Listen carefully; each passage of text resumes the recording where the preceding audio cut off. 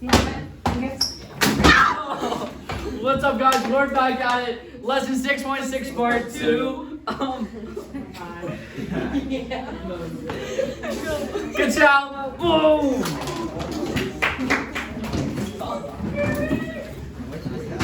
All right, thank you for keeping that ridiculousness under 10 seconds.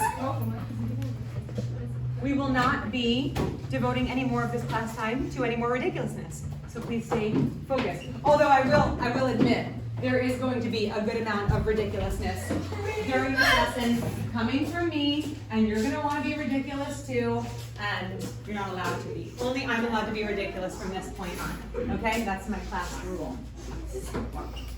So, hold on, let me make sure I'm on the right slide here before I unfreeze. Boom, boom. Whoops, that didn't work. Oh, I gotta do my thing. I'm hearing some ridiculousness and I don't like it. Did you post this? Did I post it? Yeah, it's the same one as yesterday. Okay. Remember you just did the intro for 6.6 part 2? Yeah. You did the But thing? I didn't know if they were the same. It's the same. Yes, it's the same. It's all the slides are in one lesson. Okay, so yesterday, I'm just gonna do a quick recap, okay? Yesterday, we basically just wrote step 1. I don't know if I wrote the exact same wording today, but it's the general gist. When we did our practice problem yesterday, our example problem, all we had to worry about was factoring out the GCF and then getting the rest, or what I've also started calling the leftovers after you divide out the GCF. So when you get your GCF and your leftovers, or the rest, you're gonna get a trinomial, you're gonna notice that that trinomial can be factored into 2 binomials. So when you're doing it that way, you're gonna get one trinomial to start. You're gonna factor out, it's kind of like, remember how I did this? And I was like, you can factor, like when you do a factor tree, you can factor 20 into like a 2 times a 10, right? Didn't I do that in this class yesterday? And I said it's just like that. And then when you get a prime number, you stop, but then you can continue to factor out this one. Remember that? Now, I'm not working with a GCF here because it's just a 20. It's just one term, so it's in common with itself. But I showed you how, like, when you break up a product into factors, you can end up with 2 factors. One or more of those factors might need to be continued to be factored while the other factor is done. So if you think of this as a product that needs to be factored, you can break it down into 2 factors. That would be the GCF and the rest, which is what you get after you divide by the GCF, right? That's what you get as 2 factors. Now, yesterday, what we got when we got the rest was a trinomial that could be factored into 2 binomial factors. Now remember, the rest, or the leftovers, ends up being a trinomial, a quadratic trinomial that can be factored into 2 binomials.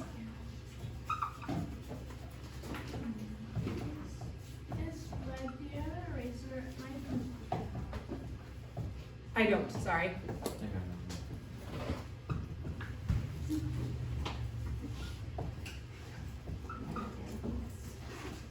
So, what we had yesterday was a trinomial. When we factored it, we ended up with a GCF, a binomial factor, and a binomial factor. So, we get 3 factors, GCF times factor times factor. Those factors are binomial factors. Do you guys understand that that's all we're doing? We're taking a trinomial, calling it a product of factors, and identifying what all of the factors are. Oh, I'm sorry, I wasn't sure if I should be quiet. I'm feeling sassy. Okay.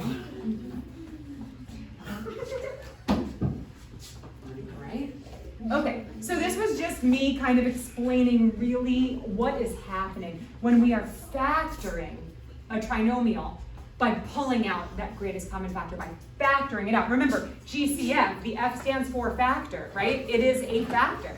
It's one of the three factors that you're going to get. GCF times a binomial factor times a binomial factor. Just like we can write 20 as a product of 2 times 2 times 5.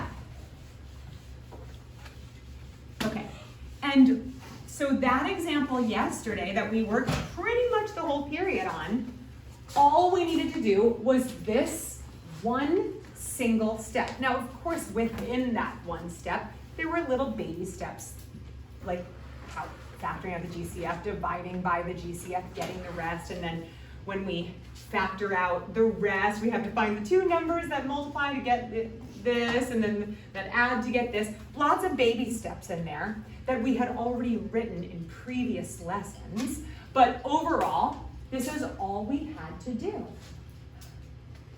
And the reason actually I'm not going to say that yet because I'm going to go over, yeah? So on step 4, it says bx. Is that supposed to be box? No, bx. Okay. Okay. And I'm going to give everybody time to write all this down, and then I'm going to rewrite the I think it was like 5, 6, and 7, the other steps there, and I'll give you guys time to do it. I just had to erase it. Okay. Yesterday, we started looking at this trinomial.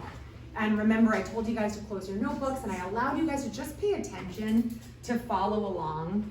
But now we're going to go through everything that I talked about yesterday when you were just following along. This time you're going to take notes, and you're really going to let it soak in, okay? So I'm going to write my trinomial. This is getting not so good anymore. I'm going to write my trinomial over here nice and big, okay? Now remember, we're always dealing with quadratic trinomials. We're always dealing with ax squared plus bx plus c. That is your standard formula. A, b, and c simply stand for whatever numbers are in your trinomial. And we'll always have an x squared. That's what makes it quadratic. And we'll always have a bx term. And I should probably specify that in the future it might disappear because if b is 0, then it makes the x disappear. But we're not going to worry about that right now. I just feel like I have to say it because you're going to be like, but what if it goes away? Excuse me. So for now, until things change, every quadratic expression that you will see will have your ax squared term, your bx, and your c. Before yesterday, we only dealt with expressions where a simply was 1 and therefore was invisible. But yesterday and today, we started talking about when a no longer equals 1 and we have an actual number here. Yesterday, this number, basically you saw that there was a common factor of all these terms, and when we factored out the common factor, it then made a trinomial where a was 1 again, and we could just use our simple steps. But here, it's not going to be as simple. So anyway, I'm going to write my trinomial here. I've got my 6x squared plus 11x plus 4. What number is my c? Shout it out. What number is my a? 6.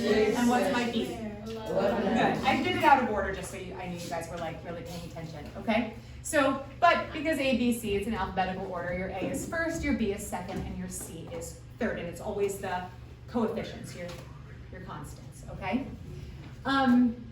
So, from here, does anybody remember, okay, first, before I say that, let's factor out the GCF. There is no GCF. Good, we're done with step 1. Yay! Woo, that was easy. That whole step that took us so long yesterday, we did it like this. Because there's no GCF. Okay. The only problem with there not being a GCF is if we still have an A that's not 1, it's gonna cause a little bit of problems for us in all of our solving. And it's okay. We're gonna tackle those problems by doing all of our steps, okay? The steps will help solve all of the problems, okay?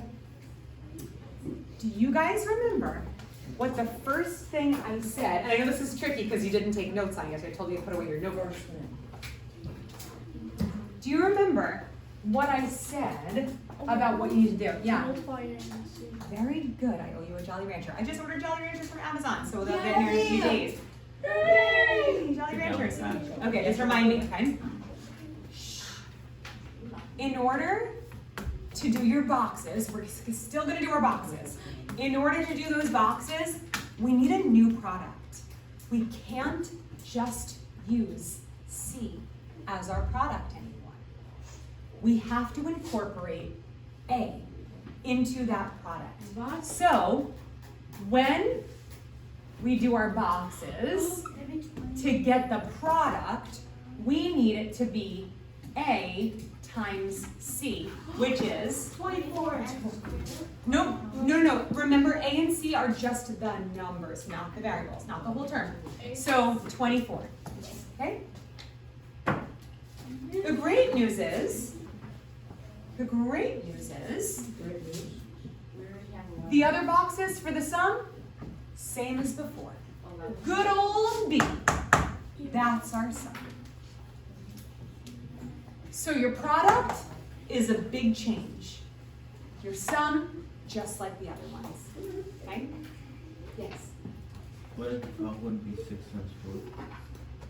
So 6 times 4 is definitely a product pair that multiplies to 24. There are some other ones, I'll get to that in a second. There are some other pairs. I'm just gonna list all of them since we're kind of going through everything. 1 times 24, 2 times 12, 3 times 8, and 6 times 4. Now 6 times 4 does make 24 as a product. Does it make 11 as a sum? It's close. It's 8 and 3. So 8 and 3. Does it matter which one was first? Very good question. It does not matter. However, when you use these numbers in the way that I'm about to teach you how to use them, you're going to want to use a certain strategy when you decide the order. Now, does it matter? No, because of the commutative property of addition, and I'll get to that in a second. I'm going to answer that question in more detail in just a second. So it does not matter the order, but we can't just, before when we were doing the, when we were factoring an A was 1, and we didn't have to account for that first number, we would simply just, don't write this part down. Don't write this down. We would simply just slap X here and X there, and then we put plus 8 and plus 3. Yay!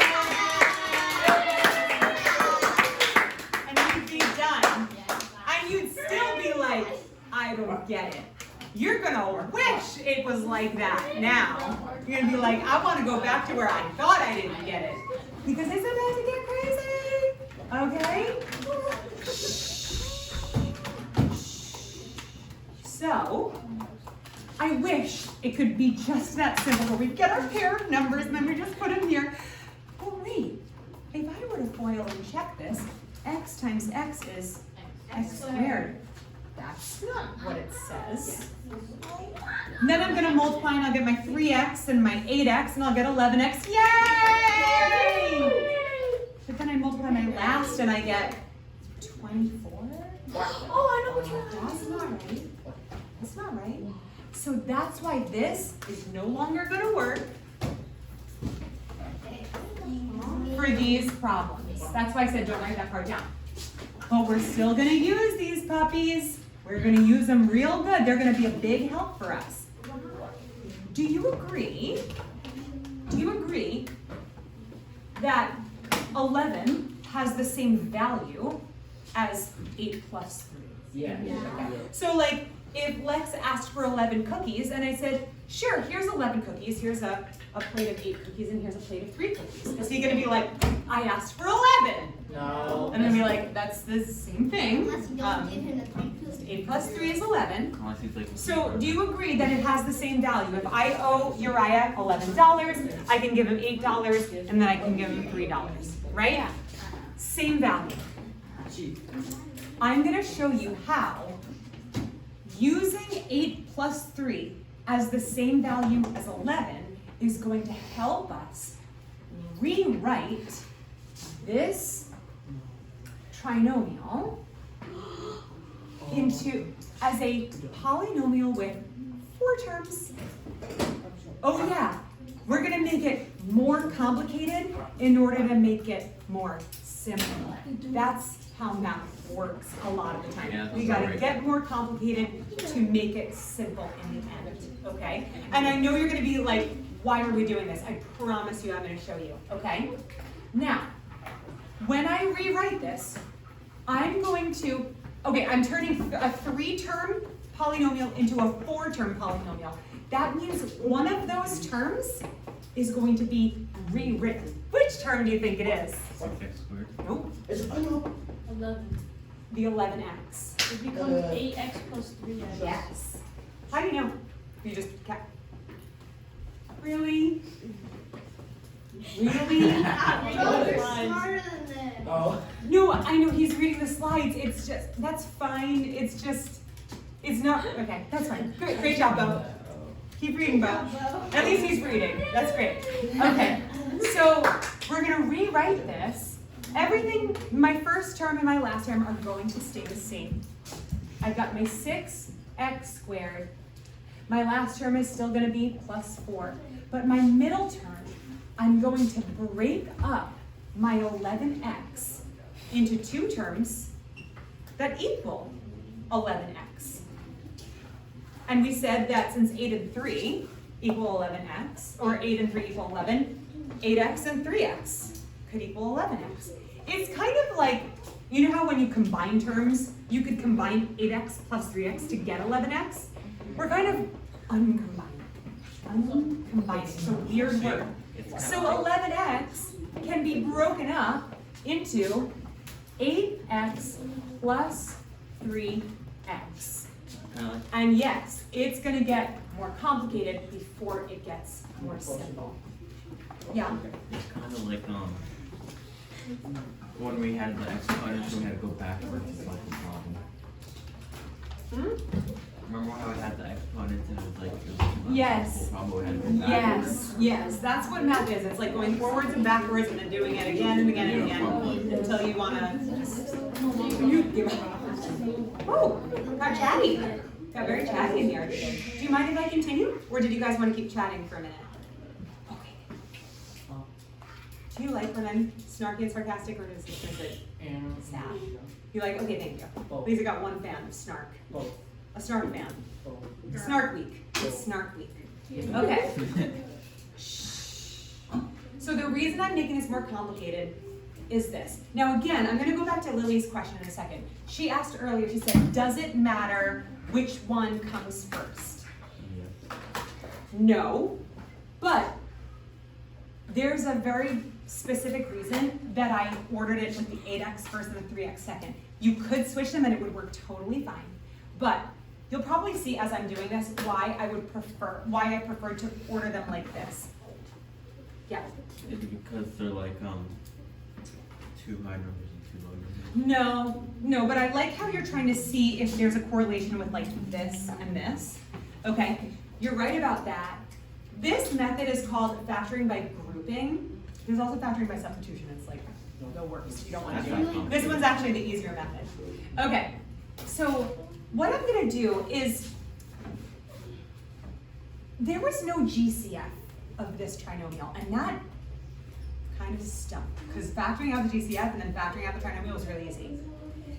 There was no GCF of all 3 of these, but when I broke 11x up into 2 separate terms, if I split this polynomial into 2 teams and grouped them as 2 polynomials that are being added together, because that's the same thing, adding all of these together is the same thing as adding these plus adding these. Totally same thing. This addition sign is very, very important, okay? If I group them together like they're on separate teams, then I can look for GCFs on each team, okay? Now, let's pause for a quick second and go to our little written notes over here so you guys can kind of catch up. Brianna, wake up, please, please, okay? So, after we finish the step of, you wake up too, okay? After we finish the step. I'm keeping him awake. Nope, what? Not you. Oh, I know. I thought you were talking to me. No, you're good. All right. I am standing up here being snarky and sassy, and you guys are falling asleep. I gotta step up the snark. I gotta get snarkier. I should Okay. keep racing. Okay, so after we checked off our GCF, we factored out the GCF because it didn't exist, right? We skipped that step, checked it off. Then we multiplied our A times our C. Did everybody already write these notes? Mhm. Okay, so the next step was multiply A times C. This product of A and C will be what you use when doing your boxes. Good, you got that down? Boxing. Okay. Like flipping. Yeah. Where's the 3 and the 8? Can you put like 8 with 4 and 3 with 6? Doesn't matter what you do. Yes, and that I was kind of answering that question before. I just didn't totally explain why, which I will. You can, but there's going to be an easier way and a not so easy way, but they'll both totally work. It's really up to you. I always strategize when I'm deciding what teams are going to be together, and I'll kind of explain. You'll just notice that you're going to want to group the numbers that like have a really good GCF match. For example, oh, actually that's really funny. I actually want to do the other one. What? If I switch these, I'm actually going to get a better GCF situation. Yeah, that's sad. That's why you're asking, right? I actually didn't even notice that. I put them in, I wouldn't say the wrong order, but a less convenient order for me. Totally okay, but this is going to work so much better. Okay, so step 3 was our boxes. It's finding the two numbers that multiply to get the product of A and C. And then also, those numbers have to add to get the sum B. Obviously, in our written steps, we can't use actual numbers because we want it to be applicable to any example, any question. So we have to use our generic terms. But Miss Moore, Yeah? wouldn't the Hold, just give me a second, okay? I just want to catch everybody up on the steps, and then we'll go. Once we find those two numbers, we're going to rewrite the OG trinomial. Rewriting this OG trinomial with the BX term, remember I have to use the generic terms, with the BX term broken into two terms. Uncombining. Uncombining. Make a trip. Okay, now we're ready for our next step. Once we uncombine the 11x, breaking it up, choosing which one you'd like to go where based on what team they'll be best for. And Natalie noticed that, should the 3x be on this team? Yeah, probably. It works better with a 6x squared because you can pull out a really good GCF out of that. The 8x, you could pull out a 2x, but if you pull out if you put the 3x over here and you pull out a 3x, watch what you get. So the next step is going to be factor out the GCF of each group. So number 5, factor out GCF of each group. So we're going to get, and it'll look like this. You're going to get a GCF times a binomial factor, and then another GCF times a binomial factor. And then those will be added together, okay? Sometimes you'll have a minus, but for now we'll have a plus. So let's do that. Let's factor out the GCF. We said it was going to be 3x, right? So when we factor out the GCF, we divide each term by the GCF and we get the rest. Go ahead. So that'd be 2x 2x plus 1. Very good. We're done with that part. Angus, please stay awake. That's a third person falling asleep in my class. I'm starting to take it personally. Okay? No. Don't know how I can make this more interesting. Oh wait. I actually do. No, it's in Wait, hold on. Wasn't it like a one like She's not the singing teacher in this school. It's like a staple calendar, like a piece of blackboard. All right, listen. Let's factor out the GCF here. What is it? So we have positive 4. I'm just continuing my plus sign. Positive 4, and then we have 2x plus 1 is the same thing. So then after that you would do the most. Can you not talk unless you are called upon? Thank you. 2x plus 1. And the reason I said that is because I have a much better way of saying it and it rhymes, so step off. I know what it is. You do? Yeah, they told me earlier. I forgot what it was. See? It was like, They told you earlier because they had so much fun they couldn't even handle not sharing all the excitement. Repeat after me. I'm going to say it first and you're going to say it, okay? Repeat after me. Matchy-matchy, bo-bo-batchy. Matchy-matchy, bo-bo-batchy. Matchy-matchy, bo-bo-batchy. Matchy-matchy, bo-bo-batchy. Matchy-matchy, bo-bo-batchy. Matchy-matchy, bo-bo-batchy. I'm going to hit the green. Matchy.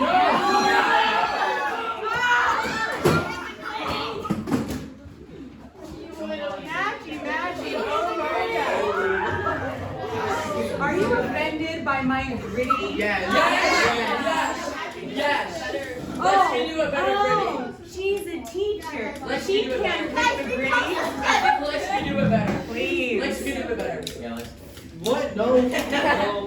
But can you do the gritty while saying Yes. matchy-matchy, Yes. bo-bo-batchy? Do it, Bo. Okay? Do it. No, thank you. Now, matchy-matchy, bo-bo-batchy is a celebration. When you end up getting the same leftovers, that means you did something very good. So we celebrate by saying, matchy-matchy, bo-bo-batchy. Matchy-matchy, bo-bo-batchy. Good. I know.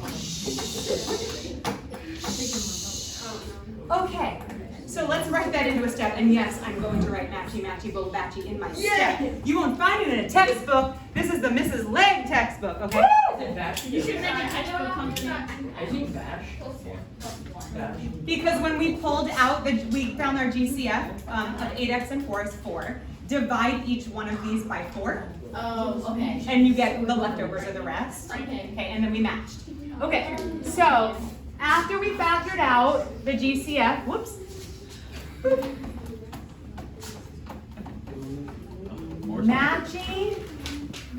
Matchy, Bo-bo-batchy. bo-bo-batchy. Oh, batchy? I thought it said batchy. Okay. Batchy. Matchy-matchy, bo-bo-batchy. Now the reason why we get excited is because if they match, that means you did it right, and the matchy-matchy binomials are one of your final binomials. Yes, that means we are almost at the finish line. Your final 2 binomials that multiply to get this, one of them we have found. It's 2x plus 1. And no, it does not matter if it goes here or here. And the other final binomial is staring us right in the face, Bo. Nobody's impressed by the fact that you can read a textbook. All right. I'm impressed by anybody who's using their brain. Brianna? What do you think it is? 3x plus 4. 3x plus what? 4. How do you know? Because there's the things left. You little genius, I owe you a Jolly Rancher. Come on. Okay. It says You're gonna say that? Why did you write that? I didn't know. That's what Natalie Why are you That's what Natalie for Brianna? Seriously, don't ruin That's the what moment. Natalie said. We so were I was having a just- I was moment. saying it, okay. We're having a No one had to sweet say it. Jolly Rancher moment. Oh, wait, come on. My bad. Poetry lining! Okay.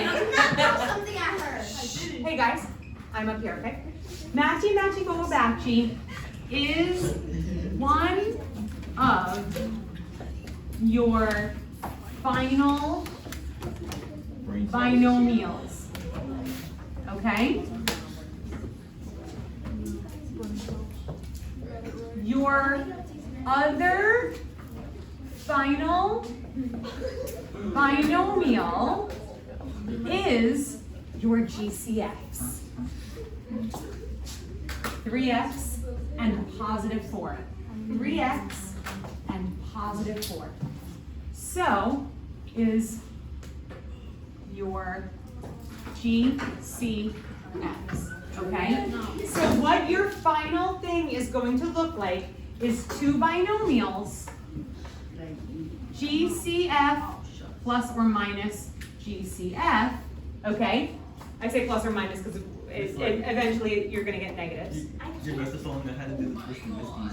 What? I didn't do the twist and twisties. I had to go up. Oh, okay, yeah. All right.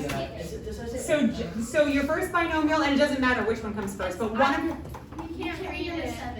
your other final binomial Is your GC. is your GCFs. So you're gonna have your GCF plus or minus your other GCF. In this case, it's positive. So GCF plus GCF. And your other final one is your matchy-matchy.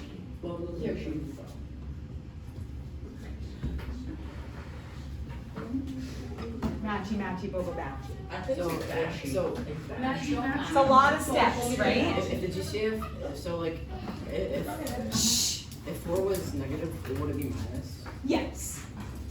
Eventually we'll do stuff like that, where you will pull out a negative, but not quite yet. But I just have to kind of include that, because just in case.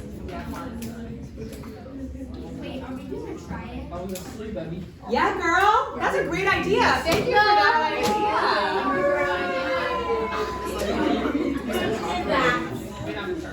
What? Bo-bo-batchy? Matchy-matchy, bo-bo-batchy just becomes one of the binomials. This is your final answer. We're not subtracting. Huh? We're not subtracting. There is no subtraction. If you're, oh, no. It was just like matchy-matchy. Matchy-matchy. I should do this. Matchy-matchy. I can see why that is very confusing. All right. Try A. If you have time for B, try B as well. But A is easier because it's all positives. Follow all of the steps. Yes. So if we, Oh, if you were to switch them? yeah. Okay. We have gone. Yeah, I can show you what it would come out to be. What would the greatest common factor of 3 and 6 be? You want to know what it is? 1. Wait, what? Watch this. If you guys are interested in this, this is why it's always good to strategize and have your preference. She's asking what would have happened if these did get switched. Well, we would have ended up with a 6x squared plus 8x on one team. And then we would have the 3x plus the 4 on the other team. When we, let's factor this one out, it does have a GCF, so let's factor out a 2x. Divide by 2x and you get 3x. Divide by 2x and you get 4. And over here, The greatest common factor of these two terms is 1. So watch this. Factor out a positive 1. And when you divide both of these by 1, you just get 3x plus 4. Matchy-matchy, bo-bo-batchy. But you're like, but it looks so different from here. Watch this. Look at this matchy-matchy, the 2x plus 1. 2x plus 1. Now they're the GCFs. And your matchy-matchy was the GCFs over here. So they just switched places. But you can see how confusing it is when you go to factor something, you're like, they don't have a common factor. It's like weird to factor out a 1. Totally fine to do it, but it's good to have a preference. Use your preference. Factor out the 1? If you were, all I'm saying is if you were to choose to switch these, because of the commutative property of addition, you're allowed to. If you were to switch them, then you would be factoring out the greatest common factor. This one has a common factor. This one doesn't. So you'd have to factor out a positive 1 because everything has a common factor.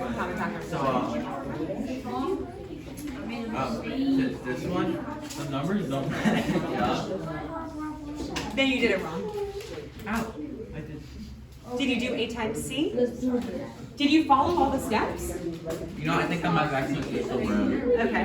Make sure you're following all the steps. Did anybody get A? I'm getting John. I'm still working.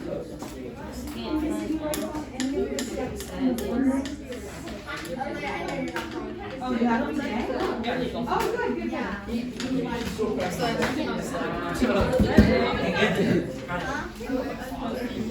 Beautiful, that's correct. 2x. You got it? Do you guys agree that this is probably the most complicated thing that we've done so far? Yeah, exactly. That's good. You got matchy-matchy, bo-bo-batchy. Jacob, what's your secret, man?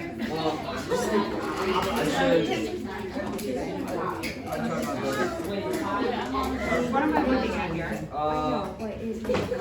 Yes, No. No. Is it wrong? This is right, but I don't know. Let's make it go. Where did I go wrong? Your 2x and your GCFs. Oh. Your GCFs are one of your minor fields. So I don't know what to do. I just I have no idea why. No, don't distribute. You just take your GCFs, put them together, and that's your. what would be the matchy-matchy? Yay! Matchy-matchy, bo-bo!